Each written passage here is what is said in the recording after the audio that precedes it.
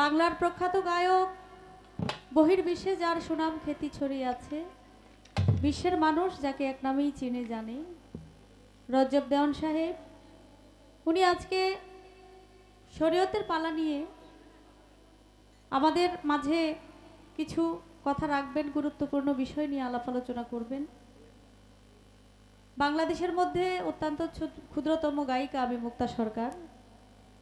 গান কমিটির পক্ষ থেকে আমাকে দিয়েছেন এলমে মারিফতের পালা নিয়ে গান করার জন্য। আপনারা, আমি আগেই বলেছি, আপনারা জ্ঞানী এবং গুণী মানুষ।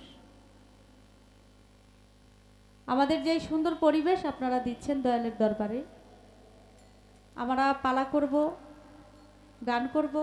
গানের মধ্যে দুই একটা কথাও আমাদের বলতে হবে। পালার মধ্যেও কিছু কথা আছে। আপনারা বসে বসে বিচার করবেন। অবশ্যই আমাদের গাওয়ার মতো আপনারা সুযোগ করে দিবেন।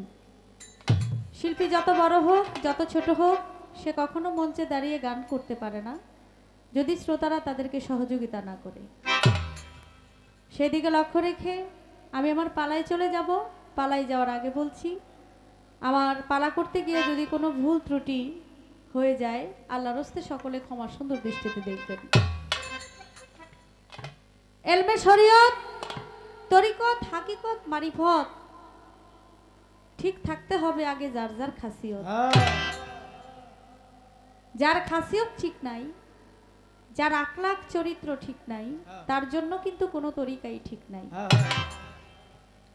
তাই করুক সে শরীয়ত, করুক সে হাকিকত, করুক সে মারিফত, করুক সে তরিকত, আগে তার আখলাক চরিত্র ঠিক করতে হবে।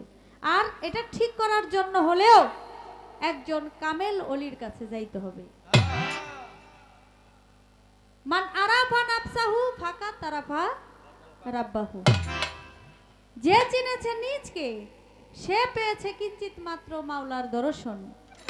নিজেকে চিনতে হলে একজন কামেল অলির কাছে গিয়ে আত্মসমর্পণ করতে হবে। একজন হাসান শাহ বাবার মতো মানুষের পায়রবি করতে হবে। একজন রাহাত আলী শাহ রহমতুল্লাহ আলাইহের মতো, গনি শাহ বাবার মতো, মুখলিস শাহ বাবার মতো, এই পীর অলিয়া উলিয়া, গাউস কুতুব, খাজা বাবা, বড় পীর বলেন, যাই বলেন, এই অলি আল্লাহর পায়রবি করতে হবে। তাই একটা গান আগে করে নেই, তারপর যিনি আজকে শরীয়তের পালা নিয়ে গান করবেন, ওনার কাছ থেকে কিছু ভালো ভালো কথা আমরা শুনবো এবং জানবো। ধন্যবাদ সবাইকে।